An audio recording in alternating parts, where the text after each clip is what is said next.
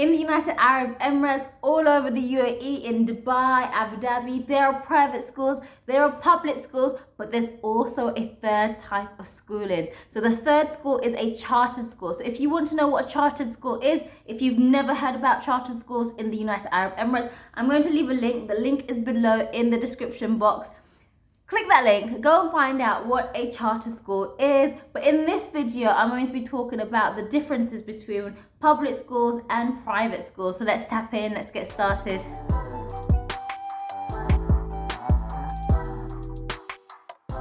If you're new to my channel, if you haven't already subscribed, my name is Sharice and I'm a teacher in the United Arab Emirates. I've lived and worked in both Abu Dhabi and Dubai, and I'm just here to share my experiences with you. So if you are interested in the benefits, because private schools and public schools, they are different and they give you, as a teacher, different benefits. So if you're just interested in the benefits, then in the description below, I've left a link to a video that will give you the benefits of working in a public school and the benefits of working in a private school. So the first thing to know is that public schools and private schools are different. So public schools are run by the government, they're owned by the government, funding comes from the government.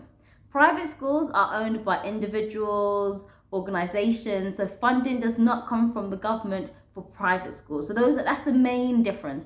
But I'm going to get into that further throughout the video, but let's just get into the first point. Class sizes are slightly different in private schools and public schools. So in private schools, the class sizes are usually smaller. It's low numbers of students in a class. You might get between 18 and 20, 20 and 23 students, maximum 24 students in the class. And if it's a new school, then you most likely will have even lower numbers, or if it's just a small school in general. But in public schools, the numbers are slightly higher, so you get 25, 26, 27 students in the class. And as a teacher, you know that if you have more students in the class, then you really have to consider things like behavior management, individualized learning.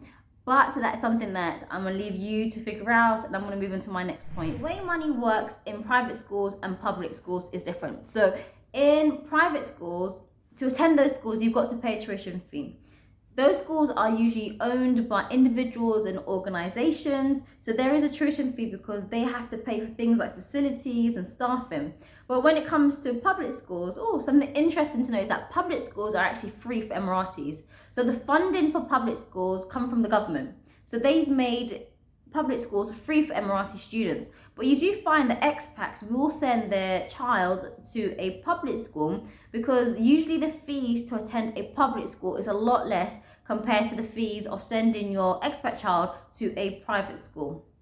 So on to the next point. If you're working in a private school, you'll find that students are mixed. So you'll get boys and girls in the same class all the way throughout their primary education. And then maybe once they get to grade 5, so they're around the age of 10, early adolescence, they will start separating students. So then you'll have a boys' school and a girls' school. But in public education, usually they're separated from the get-go. But something interesting to know is that if you are a male teacher, then you only work in the boys' school. Fortunately or unfortunately, if you are a female teacher, then you can find yourself working in the boys' school or the girls' school. Next point. Curriculum is really important, but something to know is that you can always learn, you can always adapt your teaching styles to a new curriculum. So if you're working in a public school curriculums are based on UAE cultures and values. And it makes sense because these schools are governed by the UAE Ministry of Education. They're UAE schools, which makes total sense. If you go to a private schools are owned by individuals and organizations. So the curriculum could be an IB curriculum, it could be an international curriculum, it could be an Indian, a South African, a UK, an American curriculum. It varies. I'm wondering whether or not I should tell you which type of schooling I prefer. So if you work in a private school and a public school, the packages are totally different. They're two different types of schools, so you get different benefits. So no, I think I'm going to leave that for my next video. So the link to the next video is down below. So click on that video and then you'll find out the benefits of working in a private school and the benefits of working in a public school.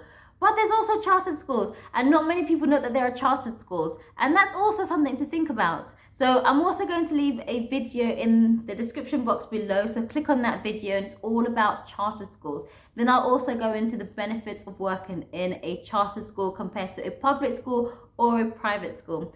But I've come to the end of this video, so give this video a thumbs up. Subscribe to the channel if you haven't already subscribed, and if you've got any comments, any suggestions, then just leave me a message in the description box, not the description box, in the comment box below, and then I will see you on my next video.